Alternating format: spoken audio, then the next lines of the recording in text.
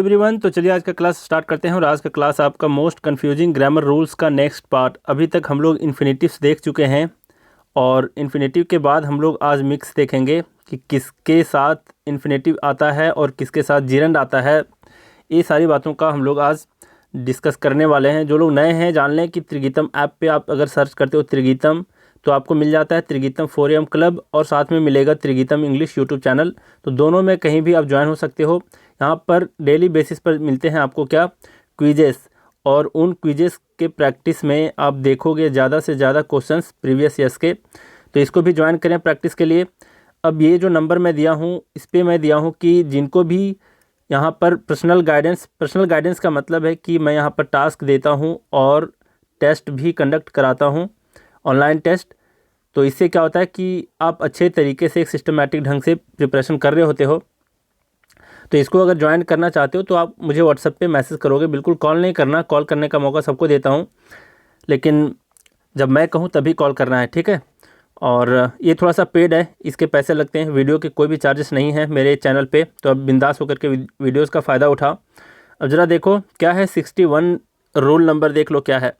ये कह रहा है कि ये जो WH वाला जो क्वेश्चन है ना, इसके बारे में कह रहा है कि अगर ये सारे रहें, जितने भी WH वाले हैं वो सारे, सिर्फ Y एंड Y नॉट को छोड़ करके, इसको छोड़ करके, इसके बारे में अभी डिस्कस करेंगे हम लोग।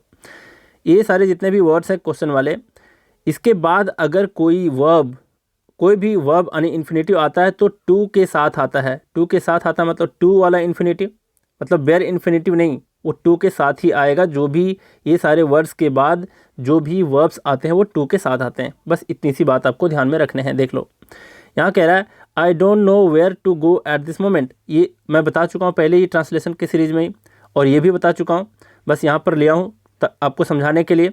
देखो क्या है, यहाँ कह रहा है कि मैं नहीं जानता कि इस वक्त मैं कहाँ जाऊँ, है ना। तो वेयर है यहाँ पे, वेयर के बाद कौन सा वर्ब आया है देख लो। वर्ब के बाद कौन सा आया है, गो आया है। तो गो किसके साथ आया है, अपने साथ एक बच्चे को भी कैरी करते आया है, टू वाला। तो वही कह रहा है कि ये सारे वर्ड्स जो भी हैं इसके बाद आने वाले जो भी वर्ब्स होते हैं वो अपने साथ क्या लाते हैं, तो टू अपने साथ लाते हैं, जिसको टू इन्फिनेटिव भी कहते हैं। नेक्स्ट आपका we were not sure what to do to solve the problem. ये भी बता चुका हूँ कि हम लोग श्योर नहीं थे कि प्रॉब्लम को सॉल्व करने के लिए क्या करें, है ना। तो यहाँ पर देखो क्या है, व्हाट है, जी हाँ है। व्हाट के बाद कौन सा आया है, डू आया है। तो व्हाट के बाद डू आया है वर्ब, तो इस किसके साथ आया है, टू के साथ आया है। तो वही कह रहा था ये सारे वर्ड्स के बाद आने वाले वर्ब्स अपने साथ टू को भी अपने साथ लाते हैं, ठीक है। अब देख लो नेक्स्ट क्या है। नेक्स्ट इसी में कह रहा है, लेकिन यहाँ पर वाई वाला जो क्वेश्चन है वो थोड़ा सा यहाँ पर एक्सेप्शन हो जाता है। वो क्या कह रहा है देख लो, यहाँ पर कह रहा है कि अगर कोई भी सेंटेंस स्टार्ट हो या फिर बीच में भी जहाँ भी हो, अगर वाई है, क्वेश्चन वाला है, तो गौर करना कि ये अपने साथ बेयर इन्फिनेटिव लाते हैं। बेयर इन्फिनेटिव का मतलब होता है कि अपने साथ टू नहीं लाते, के बाद अगर वर्ब इन्फिनेटिव आए तो बिना टू का आता है, ठीक है। तो अपने साथ ये टू नहीं लाता, मतलब बेयर इन्फिनेटिव का यूज होता है इसके साथ। सिर्फ इतने सारे WH वाले क्वेश्चन जो भी हैं उसमें से सिर्फ Y और Y नॉट ही क्या है, एक्सेप्शन में है। ये Y नॉट क्यों स्पेसिफिक है यहाँ पे मैं भी आपको बताऊँगा, देख लो। अब सवाल ये आता है कि ये सारे जो क्वेश्चन वाले वर्ड यहाँ पर यूज हुए हैं, ये तो क्वेश्चन नहीं बता रहा है, ये बीच में आ रहा है, मतलब ये स्टेटमेंट है आपका एक तरह से, है ना। ये क्या है, स्टेटमेंट है ये दोनों। और वाई और वाई नॉट वाला जो भी यहाँ पर लिया गया है वो क्वेश्चन में भी लिया गया है, लेकिन बीच में भी आपको स्टेटमेंट में भी अगर देखने को मिल जाए तो इसके बाद आने वाला जो भी वर्ब होगा वो बेयर इन्फिनेटिव होगा, यानी अपने साथ टू नहीं लाएगा, ठीक। तो याद रखना, देख लो क्या कह रहा है, why buy paid course if Trigeetam sir teachers free of cost. तो यहाँ पर क्या है, वाई है ना, वाई के बाद कौन सा आया है वर्ब, बाय, खरीदना। तो इसके पहले टू आया नहीं, आया ना, इसलिए ये करेक्ट है। लेकिन अगर आप इसको बाय के पहले टू लगा देते हो, जैसे दूसरे वाले जो शब्द थे ये सारे वर्ड, इसके जैसा नहीं करना है। तो वही यहाँ पर लिखा हुआ है कि इसके पहले टू का प्रयोग कर दिए, मतलब ये गलत हो जाएगा। तो यहाँ से टू को आपको हटाना होगा। नेक्स्ट कर रहा है कि why not go to a good doctor, क्यों ना एक अच्छे डॉक्टर से मिला जाए, है ना।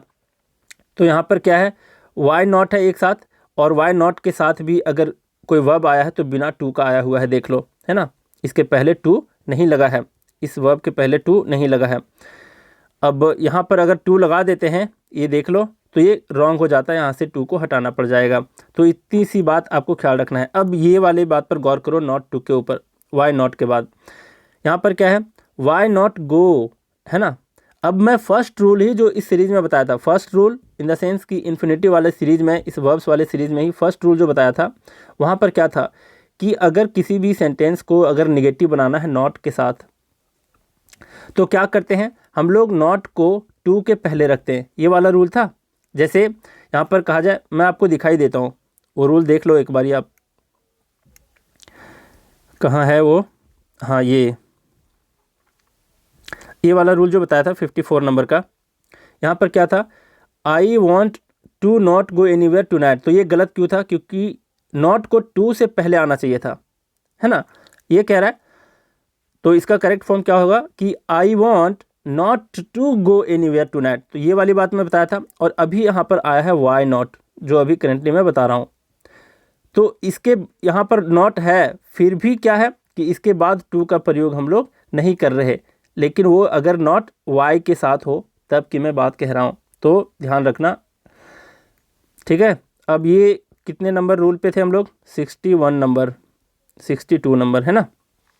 तो यही कह रहा है कि अगर वाई नॉट है, यहाँ पर नॉट होने के बावजूद भी इसके बाद टू का प्रयोग नहीं आएगा। क्यों, क्योंकि ये वाला नॉट जो है वाई के साथ है, ठीक है, तो ध्यान रखना। नेक्स्ट है यहाँ पर 63 नंबर, देख लो क्या कह रहा है।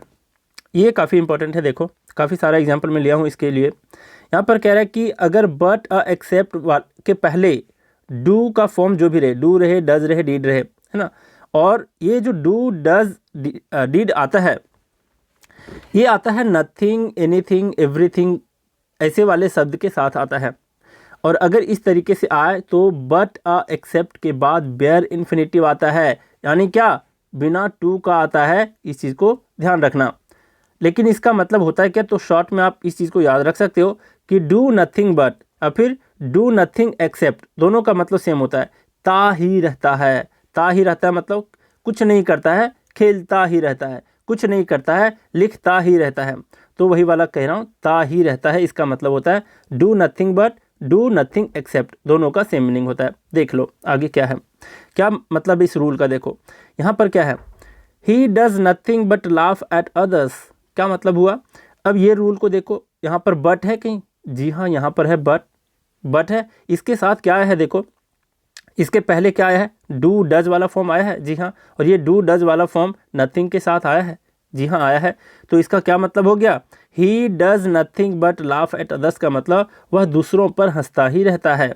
वैसे भी लाफ एट का मतलब मैं बता चुका हूँ फिक्स प्रीपोजिशन वाले सीरीज़ में जब वो पढ़ा रहा था, कि इसका मतलब होता है मजाक उड़ाना। तो इसका मतलब क्या हो गया, वह दूसरों का मजाक उड़ाता ही रहता है, ये इसका मीनिंग हुआ। तो इस तरीके से आप ट्रांसलेशन भी सीख लोगे और रूल्स भी साथ में सीख लोगे, है ना। लेकिन यहाँ पर कह रहा है कि लाफ के पहले हम लोग टू नहीं लगा रहे हैं, देखो क्यों, क्योंकि यहाँ पर है डज नथिंग बट, जैसे मैं बताया था आपको डज नथिंग बट वाला, है ना, do nothing but, does nothing but, did nothing but और फिर डिड नथिंग एक्सेप्ट, ये सारे जो होते हैं जिसका मतलब ता ही रहता है। तो इसके बाद आने वाला वर्ब जो होता है, जैसे यहाँ पर लाफ है, डज नथिंग बट, है ना, तो यहाँ पर टू लगा हुआ है जो कि गलत हो जाएगा। यहाँ पर बेयर इन्फिनेटिव आना चाहिए, मतलब बिना टू का आना चाहिए, यहाँ से हटाना पड़ेगा। तो ये करेक्ट है, ये रॉन्ग है। नेक्स्ट इसी तरीके से बोला है, देखो क्या यहाँ पर कहा है कि दे डिड नथिंग एक्सेप्ट फाइट। मतलब देखो यहाँ पर एक्सेप्ट है, एक्सेप्ट रहे या बट रहे, अगर इसके पहले डू डज डीड वाला फॉर्म रहे और नथिंग, एनीथिंग, एवरीथिंग वाला वर्ड अगर इसके साथ रहे, तो इसके बाद आने वाला जो वर्ब होता है ये बिना टू का आता है, मतलब ये करेक्ट है। तो क्या मतलब हुआ, they did nothing except fight, वे लड़ते ही रहते हैं, है ना, ते ही रहते हैं, है ना, और रहते हैं नहीं होगा यहाँ पर, क्यों, क्योंकि डिड है, मतलब पास्ट वाले फॉर्म में है, तो इसका मतलब हो गया वे लड़ते ही रहे। नेक्स्ट है they did nothing except to laugh. अब यहाँ पर एक्सेप्ट के पहले डिड आया है और ये डिड अपने साथ नथिंग है लाया हुआ है, तो इसके बाद आने वाला जो वर्ब होगा ये बिना टू का होगा, है ना, तो यहाँ से टू को हटाना पड़ेगा, इसलिए ये रॉन्ग हो गया है। ठीक, देख लो नेक्स्ट रूल क्या कह रहा है आपका, ये याद रख लोगे ना कि बट या एक्सेप्ट रहे और इसके पहले आप एक काम एक कर सकते हो अच्छे से काम। देखो अगर रूल्स अब आपको याद करने में मुश्किल हो रहा है ना, आप एक काम करो, आप इन दो ट्रांसलेशन को अपने मन में बिठा लो, सारे रूल आपके दिमाग में आ जाएंगे। ये वाला और ये वाला जो ट्रांसलेशन है इसको दिमाग में रखो। अगर आप कभी स्पोकन या फिर कभी बोलने का प्रैक्टिस किए हो या फिर किसी से सुने होगे तो इस तरीके के सेंटेंस सुनने होंगे, लेकिन आपको पता नहीं होगा कि इसमें कौन सा रूल लगा हुआ है। तो रूल तो मैं बता ही दिया। अगर रूल नहीं याद होते तो आप एक काम करो, इन दोनों सेंटेंसेस को याद कर लो, है ना। एग्जाम में थोड़ा सा भी कुछ फर्क दिखे समझ जाना वहाँ पर रॉन्ग है। और वैसे भी सेंटेंस को याद कर लोगे तो मुझे लगता है कि ये रूल भी साथ में याद हो ही जाएंगे। तो कई बार ऐसा होता है कि रूल को याद करने के बाद सेंटेंस याद होते हैं, कई बार सेंटेंस को याद रखने से रूल याद हो जाते हैं। तो कोशिश करो जहाँ पर जैसा आपका दिमाग एक्सेप्ट कर रहा है उसी तरीके को फॉलो करो। नेक्स्ट देखो 64 नंबर क्या है, इसको मैं थोड़ा सा कलर करना भूल गया है ना। तो ये 64 नंबर रूल क्या कह रहा है, इसी में से क्या कह रहा है देख लो कि लेकिन अगर डू डज डीड के स्थान पर कोई और वर्ब रहे तो बट अ एक्सेप्ट के बाद टू वाला इन्फिनेटिव आता है। कितना सुंदर रूल है ना। सुंदर रूल इसलिए है क्योंकि अगर आप बुक पढ़ोगे ना आपको समझ नहीं आएगी बातें। क्यों? क्योंकि इतने अच्छे तरीके से वो एक साथ सजा करके नहीं देता, कंपेयर करके नहीं पढ़वाता, जहाँ तहाँ उसका मन है जैसे मन किया वैसे लिख दिया है। तो वही मैं कह रहा हूँ कि अगर सेम रूल रहे लेकिन डू डज और डीड के स्थान पर कोई दूसरा वर्ब रहे, इसके पहले की बात कर रहा हूँ, जैसे यहाँ पर बट है तो इसके पहले, है ना, इसके पहले अगर डू डज डीड के स्थान पर दूसरा वर्ब रहे तो फिर वो टू के साथ आता है। इसके बाद आने वाला वर्ब टू के साथ आता है जिसको कहते हैं टू इन्फिनेटिव। देख लो क्या है यहाँ पर है कि Dipankar wants nothing but to buy a Mercedes car. मतलब क्या हुआ कि दीपांकर एक मर्सिडीज कार खरीदने के सिवा कुछ नहीं चाहता है।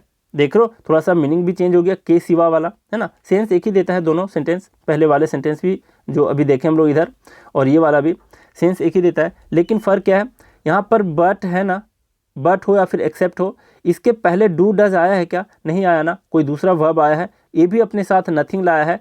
तो ये तीनों अगर इस तरीके से हैं तो इसके बाद आने वाला कोई भी वर्ब हो तो वो टू के साथ आता है। इस चीज़ को ख्याल रखो, बस इतना सा फ़र्क है ना।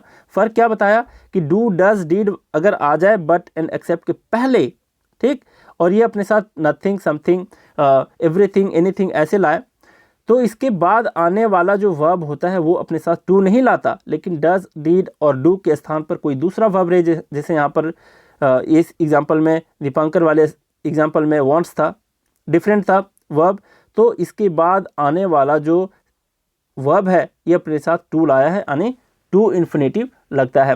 तो इस तरीके से आप याद रखोगे इसको। मुझे लगता है मैं जितने सारे रूल्स बता रहा हूँ ना, आप लोग इतने सारे अगर रूल याद कर लिए तो ऑफिसर तो बनने ही है, आप इंस्पेक्टर तो बनोगे ही, आप फिर बैंक मैनेजर बनोगे ही। लेकिन मुझे लगता है इतने सारे अगर बहुत बार बार अगर रिवाइज करोगे तो, और थोड़ा बहुत भी आपके अंदर मतलब एक चाहत है कि मैं राइटर बनूं या फिर कुछ बुक्स लिखूं, तो मुझे लगता है ना कि एक परफेक्ट बुक लिखोगे, एरर फ्री बुक लिखोगे। बस कोशिश ये करनी चाहिए कि सारे रूल्स आपको याद हों। वैसे याद तो करना ही पड़ेगा, आपके पास कोई चारा है नहीं। अगर एग्ज़ाम निकालने हैं तो आपको याद करना ही पड़ेगा।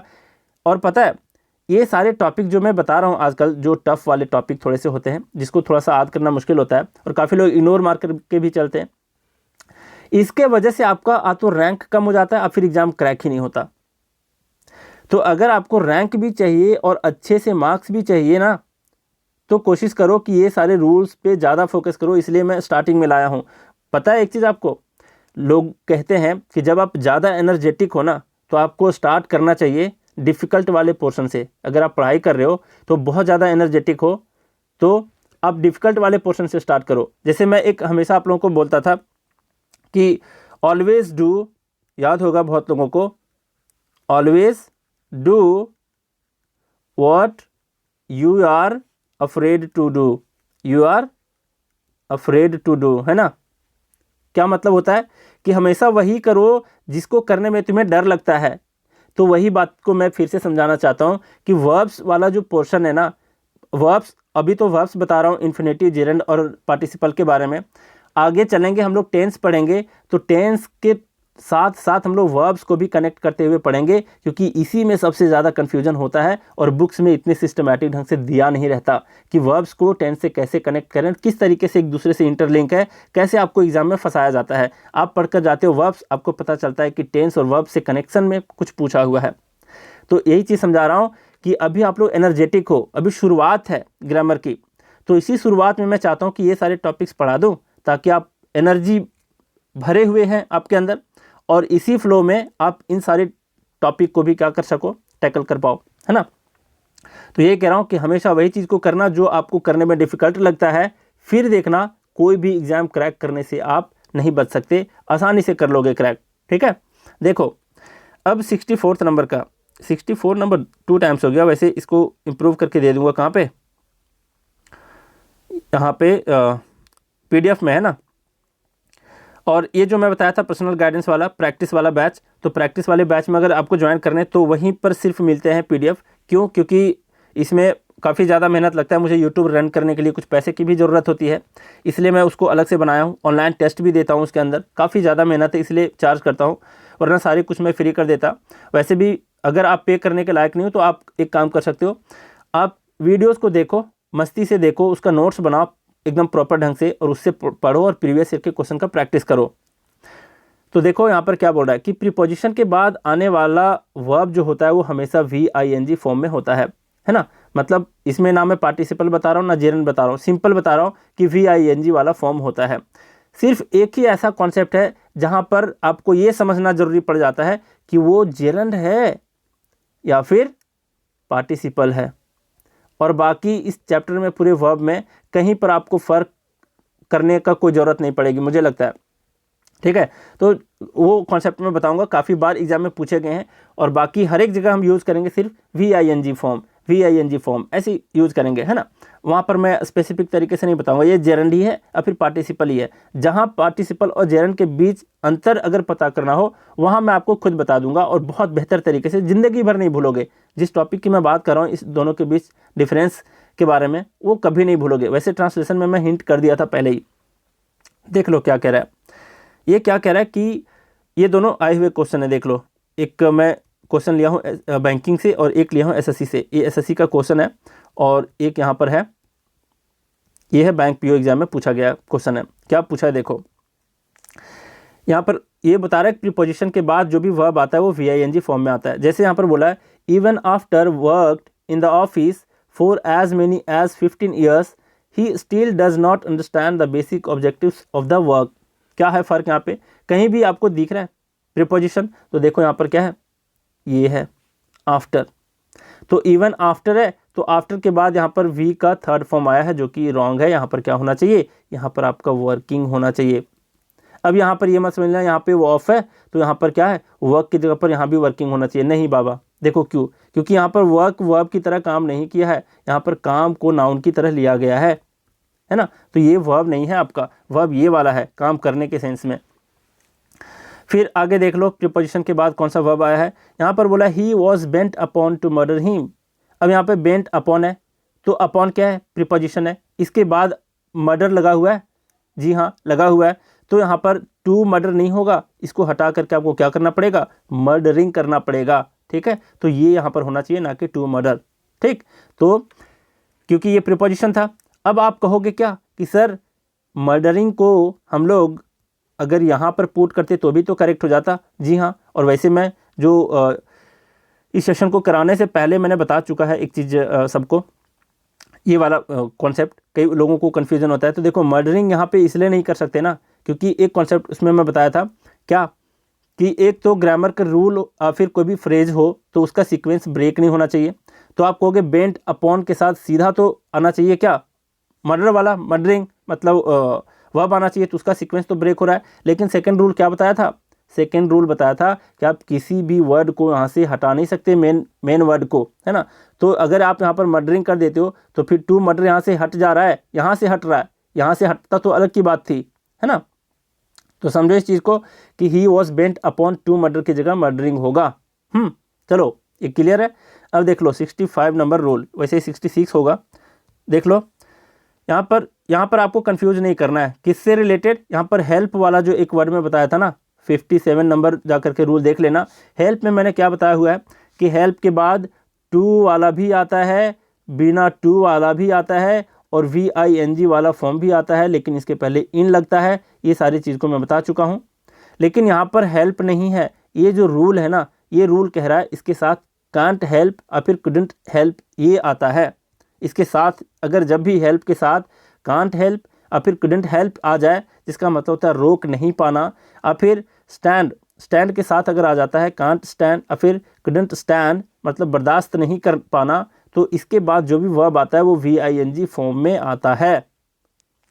ठीक है, इतना समझ गए। मतलब यहाँ पर टू वाला नहीं आएगा और बिना टू वाला भी नहीं आएगा, मतलब बेयर इन्फिनेटिव और टू इन्फिनेटिव नहीं आएगा। जब भी आपको कांट और फिर कुडंट हेल्प मिल जाए और फिर कांट और फिर कुडंट स्टैंड मिल जाए, जिसका मतलब बर्दाश्त नहीं कर पाना होता है, तो उसके बाद आप सिर्फ और सिर्फ VING फॉर्म लगाओगे।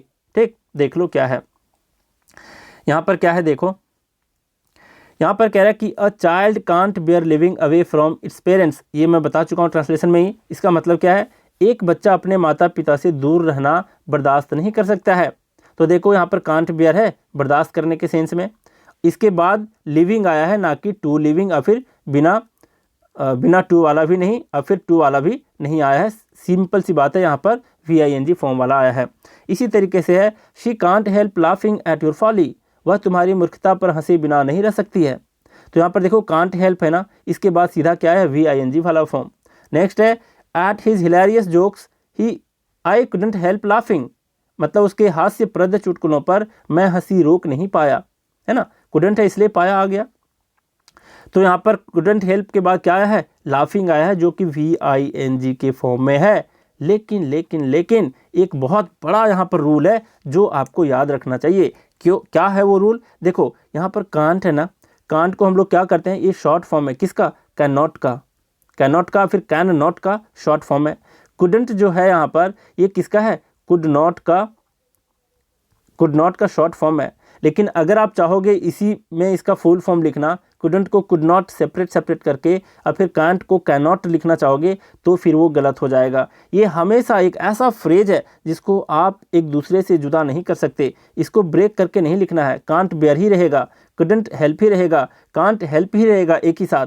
बात समझ रहे हो, इसको सेपरेट करके मत लिखना। वही मैं आगे वाले रूल में बताया हूँ। देखो क्या लिखा हूँ कि ऊपर के दोनों फ्रेजेस को, कौन से फ्रेजेस को, कांट बेयर और कांट हेल्प और फिर कांट स्टैंड, है ना। यहाँ पर क्या है, एक चीज़ आप लोग यहाँ पर ये कर लेना, यहाँ पर स्टैंड नहीं, यहाँ पर बियर होना चाहिए, है ना, बर्दाश्त करने वाला। देखो वही कह रहा है यहाँ पे कि यहाँ पर जो है आप अलग नहीं कर सकते इसको। देखो ऊपर के दोनों फ्रेजेस को विथ सेम मीनिंग के सेंस में, सेम मीनिंग मतलब क्या, कांट हेल्प का मतलब रोक नहीं पाना अपनी हंसी को, इस सेंस में आता है, और कांट बेयर का मतलब बर्दाश्त नहीं करने के सेंस में आता है, मीनिंग में आता है। तो उसी के सेंस में बोल रहा है कि कैन नॉट लाफ और फिर कुड नॉट लाफ नहीं लिख सकते, कैन नॉट बियर और फिर कुड नॉट बियर नहीं लिख सकते। वही चीज़ यहाँ पर समझाने की कोशिश करा है। ठीक है, तो यहाँ पर क्या करना पड़ेगा, कांट ही लिखना पड़ेगा, यहाँ भी कांट लिखना पड़ेगा, यहाँ पर कुडंट लिखना पड़ेगा। ठीक, देख लो नेक्स्ट क्या है, इसके बाद वर्ब का VING फॉर्म आता है, यानी जिरंड आता है। किसके किसके बाद, देख लो इन चारों को आप याद रखना। इसके बाद हमेशा क्या आता है, VING वाला फॉर्म आता है। देखो माइंड का मतलब यहाँ पर बुरा मानना, फील लाइक मतलब किसी काम को करने की इच्छा होना या फिर मन करना, यहाँ पर वर्थ इसका मतलब के लायक होना, और it's no use, it's no good दोनों का मतलब कोई लाभ नहीं, है ना, ये होता है। और इन चारों के बाद हमेशा क्या आएगा, VING फॉर्म आएगा। देख लो कैसे कैसे आता है। यहाँ पर क्या बोला है, देखो बोला would you mind opening the window please. और इस तरीके से माइंड वाला जो आता है ना, इसका क्या मतलब होता है पता है, कि मैं ये काम करना चाहता हूँ, क्या आप बुरा तो नहीं मानोगे, इस सेंस में आता है। बात समझ रहे हो, मतलब मैं विंडो को ओपन करना चाहता हूँ, क्या तुम बुरा तो नहीं मानोगे, इस सेंस में इसका मीनिंग निकलता है। तो ध्यान से देखना, would you mind opening the window please, कि क्या आप थोड़ा सा विंडो को ओपन करेंगे प्लीज़, इसका ये मतलब है, मतलब क्या बुरा तो नहीं मानोगे अगर मैं खोलूँ, इस सेंस में आता है। ठीक है, तो पकड़ना। तो यहाँ पर क्या है, देखो माइंड के बाद क्या है, ओपनिंग आया है VING फॉर्म में। इसी तरीके से do you mind turning down the volume a little please, मतलब क्या तुम अपने वॉल्यूम को थोड़ा सा कम करोगे क्या, है ना। तो यहाँ पर माइंड के बाद क्या है, टर्निंग है, मतलब VING फॉर्म में है। इसी तरीके से do you mind me turning on the light, मतलब I want to turn on the light, मतलब मैं लाइट को टर्न ऑन करना चाहता हूँ, क्या तुम बुरा तो नहीं मानोगे, ये इसका मतलब होता है। तो माइंड के बाद क्या आया है, माइंड के बाद आपका टर्निंग आया है देख लो VING फॉर्म में। इसी तरीके से don't mind her coming late, उसके लेट आने पर प्लीज़ बुरा मत मानना, है ना। तो माइंड के बाद आया है कमिंग, जो कि VING फॉर्म में आया है। इसी तरीके से दूसरा फ्रेज में बताया था यहाँ पर फील लाइक का मतलब होता है किसी काम को करने की इच्छा होना या फिर मन करना। तो यहाँ पर क्या है देखो, यहाँ बोला I don't feel like doing anything today, मतलब कि मेरा आज किसी चीज़ में काम करने का मन नहीं कर रहा, ये इसका मतलब हुआ। अब फिर किसी काम को करने में इच्छा नहीं है आज मुझे। फिर I don't feel like eating anything, मुझे कुछ भी खाने का मन नहीं कर रहा। यहाँ पर है आई फील लाइक वोमिटिंग, मुझे उल्टी करने का मन कर रहा, ये इसका मीनिंग है, मुझे उल्टी करने का मन कर रहा है। तो आप क्या कहते हो, I think you feel like eating सोर, मतलब मुझे लगता है, आई थिंक का मतलब मुझे लगता है कि तुम्हें क्या खाने का मन कर रहा है, खट्टा खाने का मन कर रहा है, खट्टाई खाने का मन कर रहा है ना। अब आगे देखो, नेक्स्ट में बताया था वर्थ वाला, है ना। तो वर्थ वाला क्या बताया देखो कि it is worth reading the Ramayana, ये मैं बता चुका हूँ कि रामायणा पढ़ने लायक है ना। तो वर्थ का मतलब लायक है। It is worth watching the Taj Mahal, Taj Mahal देखने लायक है। इसी तरीके से बोला है इट्स नो यूज़ मतलब कोई लाभ नहीं है। देख लो यहाँ पर क्या है, इट्स नो यूज और फिर इट्स नो गुड। चौथा वाला बताया था, इसका मैं एग्जांपल क्या लिया हूँ, it's no use talking to a stupid fellow से बात करने का कोई लाभ नहीं है ना। इट इज़ नो यूज, यहाँ पर है इट इज़ नो यूज, इसके बाद आया है VING फॉर्म, ये भी आया है इसके बाद VING फॉर्म में। It is no use chatting with random people on social media पर रेंडम लोगों से चैट करने से कोई लाभ नहीं है ना। अब जरा देख लो यहाँ पर क्या था, देयर इज, यहाँ पर है नेक्स्ट देख लो क्या है। अब इतने सारे एग्जांपल्स में क्यों लिया हूँ, ताकि आप इतने बार इसको PDF को पढ़ जाओ ना, और फिर अपना जो भी नोट्स बना रहे हो उसको इतने बार पढ़ जाओ कि आपको, जैसे आप इसको पढ़ोगे आपके दिमाग में ये रूल एकदम स्ट्राइक करना चाहिए कि सर ने ऐसा रूल बताया हुआ था, है ना। तो कई बार ऐसा होता है, मैं खुद के बारे में बात कर रहा हूँ, जब मैं पढ़ता था तो मैं ज़्यादातर ये कोशिश करता था कि मैं सीधा एग्जाम्पल को याद करूं, है ना, और एग्जाम्पल के थ्रू ही मुझे याद है रूल्स, तो इसलिए मैं ज़्यादा एग्जाम्पल देने की कोशिश कर रहा हूं। तो आप लोग कोशिश करो इसी तरीके को फॉलो करना, क्योंकि कई बार रूल्स को याद करना लोग समझ लेते हैं यार मैथमेटिक्स का लगता है कोई फार्मूला रट्टा मार रहा हूँ, है ना। तो कई बार आपको क्या करना है, डायरेक्टली एग्जाम्पल्स को पकड़ो और उसी के थ्रू दिमाग में अपना कनेक्शन बनाओ कि इसके लिए क्या रूल बताया गया था। अब यहाँ पे एक वर्ड आता है देखो, there is no point in, अब फिर there is no sense in, यहाँ पर इन आ भी सकता है, इन नहीं भी आ सकता, इसलिए वहाँ पर ब्रैकेट में दिया हूँ। किसका मतलब है, देयर इज़ नो पॉइंट और फिर there is no point in, there is no sense और फिर there is no sense in दोनों का मतलब क्या है पता है, का कोई मतलब नहीं, मतलब तुमसे बात करने का कोई मतलब ही नहीं, इस तरीके से जो बोलते हो ना। और फिर क्या कहते हो कि फालतू के रोने से कोई मतलब ही नहीं है ना, मतलब कोई वजह नहीं है, इसका कोई मतलब ही नहीं बनता, है ना। तो वही सेंस में इसका मीनिंग होता है। तो इसके बाद क्या बोला है कि VING वाला फॉर्म लगेगा, लेकिन नेक्स्ट रूल क्या कह रहा है पता है, सिमिलर साउंड करेगा, सिमिलर आपको देखने को मिलेगा, लेकिन उसके बाद VING फॉर्म नहीं लगता। जैसे यहाँ पर है देयर इज़ नो पॉइंट, अब यहाँ पर क्या बताया है देखो, नेक्स्ट एक ही तरीके से है, there is no reason, point के जगह पर, सेंस के जगह पर यहाँ पर रीजन आ गया, लेकिन रीजन जैसे आपको दिख जाए समझ जाना, उसके बाद टू इन्फिनेटिव आता है ना कि VING फॉर्म, लेकिन ये सारे जो थे इसके बाद VING फॉर्म आते हैं। और मैं गारंटी कहता हूँ जो लोग भी ध्यान से पढ़ेंगे ना इस चैप्टर को, पक्का आप लोग किसी भी मेंस के एग्जाम में जाना, fill in the blanks, PQRS और फिर आपका ये देखने को मिल जाए क्लोज टेस्ट, उसमें मिलता ही मिलता है, टू दे करके रहेगा, टू क्राई, फिर रहेगा टू और फिर सिर्फ क्राई और फिर क्राइंग रहेगा। इस तरीके से फिल इन द ब्लैंक्स में और क्लोज टेस्ट में देखने को मिलते ही मिलते हैं। और ये चैप्टर बहुत इंपॉर्टेंट है पूरे कॉम्प्रिहेंशन के लिए भी, और आपका जो कॉमन एरर के क्वेश्चन होते हैं उसमें भी, तो बहुत ज़्यादा इंपॉर्टेंस है इसका एग्ज़ाम के लिए। आप लोग कोशिश करो, चाहे जिस भी एग्ज़ाम की प्रिपरेशन करो, आप लोग ज़रूर देखते जाओ। और ये जिस तरीके से मैं स्टार्ट किया हूँ, थोड़े से अच्छे लेवल के क्वेश्चंस को लेना, अच्छे लेवल के रूल को बताना, ताकि EPFO वालों को ज़्यादा से ज़्यादा फ़ायदा हो, जो भी तैयारी कर रहे हैं EPFO की, तो उनको ज़्यादा फ़ायदा पहुँचे। और देखो नेक्स्ट मैं जो रूल बता रहा था यहाँ पर था देयर इज़ नो पॉइंट और फिर there is no reason, there is no sense, है ना। और अगर यहाँ पर आ जाए देयर इज़ नो रीज़न, तो इसके बाद टू इन्फिनेटिव आता है, ना कि VING फॉर्म आता है। ठीक, अब सबका हम लोग एग्जाम्पल देखते जाते हैं। देखो क्या कह रहा है यहाँ कह रहा है there is no point crying, मतलब क्या, रोने का कोई मतलब ही नहीं है ना। There is no point lying, झूठ बोलने का कोई मतलब ही नहीं है। There is no point living now, अभी चले जाना कोई मतलब ही नहीं है। There is no point applying to that company, मतलब उस कंपनी में अप्लाई करना कोई मतलब ही नहीं है। There is no point trying to talk to her, मतलब उससे बात करना कोई मतलब ही नहीं है। There is no point in trying to lie to him, उससे झूठ बोलने का कोई मतलब ही नहीं है, क्योंकि वो ऑलरेडी जानता है उस चीज़ को, है ना। अब जरा देखो यहाँ पर है there is no point in crying over spilled milk. अब यहाँ पर देखो स्पिल्ड मिल्क का क्या मतलब होता है, क्राई ओवर स्पिल्ड मिल्क, काफ़ी अच्छे से बताया। इसका मतलब होता है क्या, बीती बातों पर पछताना। तो वही कह रहा है कि बीती बातों पर पछताने का कोई मतलब ही नहीं, है ना, जिसको कहते हैं अब पछताए होत क्या, जब चिड़िया चुग गई खेत। आप लोग हरिवंश राय बच्चन के कविता भी पढ़े होंगे हिंदी में, कि जो बीत गई वो बात गई, जीवन में एक सितारा था। तो इस तरीके से बहुत अच्छा उनका एक मधुशाला करके एक उनका पोएम है, काफ़ी फेमस। वही वाली बात है कि आप बीती बातों पर पछताने से कोई फ़ायदा ही नहीं है, कोई मतलब ही नहीं है ना। There is no point in explaining art to me, मतलब कला को मुझे एक्सप्लेन करना कोई मतलब ही नहीं है। तो यहाँ पर देखो क्या देख रहे हो एक चीज़, कि देयर इज़ नो पॉइंट के बाद डायरेक्ट आपका आ रहा था VING फॉर्म, कहीं कहीं आ रहा है देयर इज़ नो पॉइंट के बाद इन आ रहा है, फिर आ रहा है ट्राइंग, है ना। जैसे हेल्प के बाद भी आपका मैं बोला था कि अगर VING वाला फॉर्म आएगा तो इसके पहले इन लगाना मस्ट है, लेकिन यहाँ पर मस्ट नहीं है, आप लगा भी सकते हो, आप नहीं भी लगा सकते, है ना, ये इसका मतलब है।